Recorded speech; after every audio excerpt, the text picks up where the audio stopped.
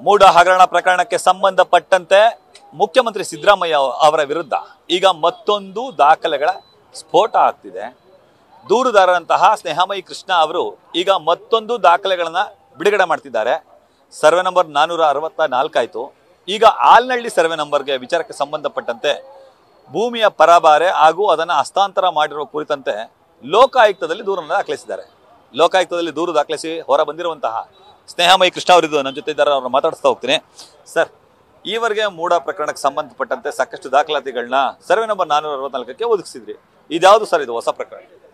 Sir, ಇದು ಮೈಸೂರು ತಾಲೂಕು ಕಸಬಾ ಬಳಿ ಆಲ್ನಹಳ್ಳಿ ಗ್ರಾಮದ ಸರ್ವೆ ನಂಬರ್ 113/4ಕ್ಕೆ ಸಂಬಂಧಪಟ್ಟ ದಾಖಲೆಗಳು. ಈಗಾಗಲೇ ಬೆನಾಮಿ ಹೆಸರಲ್ಲಿ ವ್ಯವಹಾರ ಮಾಡಿತಾ ಇದ್ದಾರೆ ಮತ್ತು ಅಕ್ರಮವಾಗಿ ನಿವೇಶನ ಪಡ್ಕೊಂಡಿದ್ದಾರೆ ಅಂತೇಳಿ ಏನು ಲೋಕಾಯುಕ್ತ ದೂರು ದಾಖಲು ಮಾಡಿದೆ. ಅದಾದ ನಂತರ ಸಿದ್ದರಾಮಯ್ಯ ಮತ್ತು ಯತೀಂದ್ರ ಸಿದ್ದರಾಮಯ್ಯ ಅವರು ಸಾಕಷ್ಟು ಹೇಳಿಕೆಗಳನ್ನು ನೀಡಿದರು. ಆ ಸಂದರ್ಭದಲ್ಲಿ ಈ ಜಮೀನು ನಾವು ಬೆನಾಮಿ ಹೆಸರಲ್ಲಿ ಖರೀದಿ ಮಾಡಿರೋಂಥದ್ದಲ್ಲ, ತವ್ರ ಮನೆಯಿಂದ ಶ್ರೀಮತಿ ಪಾರ್ವತಿಯವರಿಗೆ ಅರ್ಶಿಣ ಕುಂಕುಮದ ನೆಪದಲ್ಲಿ ಬಂದಿರೋಂಥದ್ದು ಅಂತ ಹೇಳಿದರು. ಆದರೆ ಈಗ ಮತ್ತೊಂದು ದಾಖಲೆ ಸಿಕ್ಕಿದೆ. ಈಗ ಅವ್ರು ತವ್ರ ಮನೆಯಿಂದ ಅವರು ನಿಜವಾಗ್ಲೂ ಅರ್ಶಿಣ ಕುಂಕುಮದ ಹೆಸರು ಕೊಟ್ಟಿದ್ದಾರೆ. ಒಂದೇ ದಾಖಲೆ ಅವ್ರು ಕೊಡಬೇಕಾದ ಎಲ್ಲ ಆಸ್ತಿಗಳನ್ನು ಕೂಡ ಕೊಡ್ತಿದ್ರು.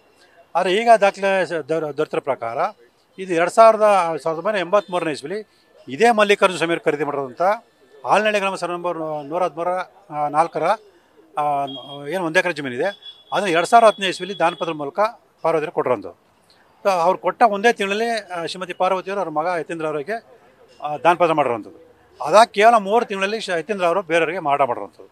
ಇಷ್ಟೆಲ್ಲ ಪ್ರಕ್ರಿಯೆ ನಡೆದರೂ ಕೂಡ ಈಗಲೂ ಮಲ್ಲಿಕಾರ್ಜುನ ಸ್ವಾಮಿ ಹೆಸರಲ್ಲಿ RTC ಬರ್ತಾ ಇರೋದು. ಮತ್ತು ಇದೆಲ್ಲದಕ್ಕಿಂತ ಮುಖ್ಯವಾಗಿ 1996ನೇ ಇಸ್ವಿಲಿ ಇದೇ ಮೈಸೂರು ನಗರಾಭಿವೃದ್ಧಿ ಪ್ರಾಧಿಕಾರರು ಅಂತಿಮ ಅಧಿಸೂಚನೆ ಹೊರಡಿಸಿ ಆ ಭೂಮಿಯನ್ನು ವಶಪಡಿಸ್ಕೊಂಡಿದ್ದಾರೆ. ಆ ನಗರಾಭಿವೃದ್ಧಿ ಪ್ರಾಧಿಕಾರಕ್ಕೆ ಸೇರಿದ ಭೂಮಿಯನ್ನು ಭೂಸ್ವಾಧೀನ ಕೈ ಹೇಗೆ ಬಿಡ್ತಾರೆ?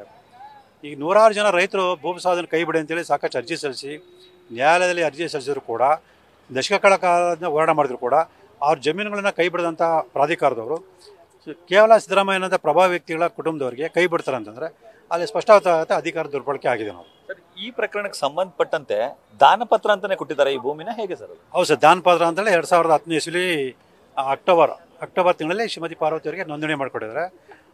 ನವೆಂಬರ್ 2020ನೇ ಇಸ್ವಿಲಿ ಪಾರ್ವತಿಯವರು 2010ನೇ ಇಸ್ವಿಲಿ ಪಾರ್ವತಿ ಅವ್ರ ಮಗ ಯತೀಂದ್ರ ಅವರಿಗೆ ದಾನಪತ್ರ ಮಾಡಿಕೊಟ್ಟಿದ್ದಾರೆ. 2011 ಮಾರ್ಚಲ್ಲಿ ಯತೀಂದ್ರ ಅವರು ಜಮೀನನ್ನು ಬೇರೆಯವರಿಗೆ ಮಾರಾಟ ಮಾಡಿದ್ದಾರೆ. ಸೇಮ್ ಇದು ಸರ್ವೆ ನಂಬರ್ 464 ಥರನೇ ಇದೆಯಾ ಸರ್, ಹೇಗೆ ಸರ್? ಸರ್, ಒಂದು ವ್ಯತ್ಯಾಸ ಇದೆ ಸರ್. ಅಲ್ಲಿ ಅವರು ಆ ಜಮೀನನ್ನು ನಗರಾಭಿವೃದ್ಧಿ ಪ್ರಾಧಿಕಾರ ಅಕ್ರಮವಾಗಿ ವಶಪಡಿಸ್ಕೊಂಡಿದ್ದಾರೆ ಅನ್ನೋ ಪರಿಹಾರ ಕೊಡಿ ಅಂತ ಹೆಸರಲ್ಲಿ 14 ನಿವೇಶನ ಪಡೆದಿದ್ದಾರೆ.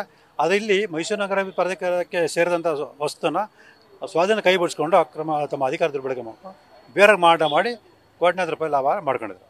ಬಟ್ ಯತೀಂದ್ರ ಅವರು ಇದನ್ನು ಮಾರಿದ್ದಾರೆ ಅಂತ ನಿಮ್ಮ ಆರೋಪ ಸರ್? ಹೌದು ಸರ್, 2011 ಮಾರ್ಚಲ್ಲಿ ಬೇರೆಯವ್ರಿಗೆ ಮಾರಾಟ ಮಾಡಿದ್ದಾರೆ. ಈ ಭೂಮಿ ಯಾರ್ದು ಸರ್? ಇದು ಯಾರಿಗೆ ಸಂಬಂಧಪಟ್ಟಿದ್ದು, ಯಾರಿಗೆ ಕೊಟ್ಟಿದ್ದು ಸರ್? ಹನುಮಯ್ಯಗೌಡ ಕೆಂಪಮ್ಮ ಅನ್ನೋರಿಗೆ ಸೇರಿದಂಥ ಆಸ್ತಿನ 1983ನೇ ಇಸ್ವಿನಲ್ಲಿ ಮಲ್ಲಿಕಾರ್ಜುನ ಸ್ವಾಮಿ ಖರೀದಿ ಮಾಡೋರು ಅಂತೇಳಿ ಆ ದಾಖಲೆ ಕಂಡು ಬರ್ತದೆ. ಎಷ್ಟು ಕೋಟಿ ಮೌಲ್ಯದ್ದು ಸರ್? ಈಗ ಮಲ್ಲಿಕಾರ್ಜುನ ಸ್ವಾಮಿ ಹೆಸರಲ್ಲಿ RTC ಹೋಗ್ತಿದೆಯಾ? ಹೌದು ಸರ್, ಈಗಲೂ ಕೂಡ ಮಲ್ಲಿಕಾರ್ಜುನ ಸ್ವಾಮಿ ಹೆಸರಲ್ಲಿ RTC ಇದೆ. ಆದರೆ ದಾಖಲೆಗಳು ನೋಡಿದಾಗ, ರಿಜಿಸ್ಟರ್ ದಾಖಲೆಗಳು ನೋಡಿದಾಗ ಬೇರೆ ಹೆಸರಲ್ಲಿದೆ. ಇದು ನೋಂದಣಿ ದಾಖಲೆ ಒಬ್ಬರ ಹೆಸರಲ್ಲಿ, ಖಾತೆ ಒಬ್ಬರ ಹೆಸರಲ್ಲಿ. ಇದೆಲ್ಲ ಹೇಗೆ ಅನ್ನೋದು ತನಿಖೆ ಆಗಬೇಕಾಗುತ್ತೆ ಸರ್. ಎಷ್ಟು ಕೋಟಿ ನಾನು ಅಂದಾಜು ಹೇಳೋಕ್ಕಾಗಲ್ಲ ಸರ್.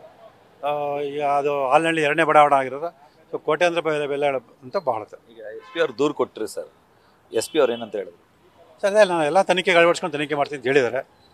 ಅವ್ರು ತನಿಖೆ ಮಾಡದೇ ಇದ್ರೆ ಮುಂದಿನ ಕಾನೂನು ಹೋರಾಟ ಅಂತ ಮಾಡೇ ಮಾಡ್ತೀವಿ. ಬಟ್ ನೀವು ಮೊದಲಿಂದ ಲೋಕಾಯುಕ್ತ ಮೇಲೆ ನಂಬಿಕೆ ಇಲ್ಲ ಅಂತಲೇ ಹೇಳ್ತಿದ್ರಿ, ಮತ್ತು ಅಲ್ಲಿಗೆ ದಾಖಲಾತಿ ಕೊಟ್ಟರಲ್ಲ ಸರ್? ನಂಬಿಕೆ ಇಲ್ಲರೂ ಕೂಡ ಈ ಹಾಲಿ ಅವರೇ ತನಿಖಾಧಿಕಾರಿ ಆಗಿರೋದ್ರಿಂದ ಅವ್ರಿಗೆ ಕೊಡಬೇಕಾಗುತ್ತೆ.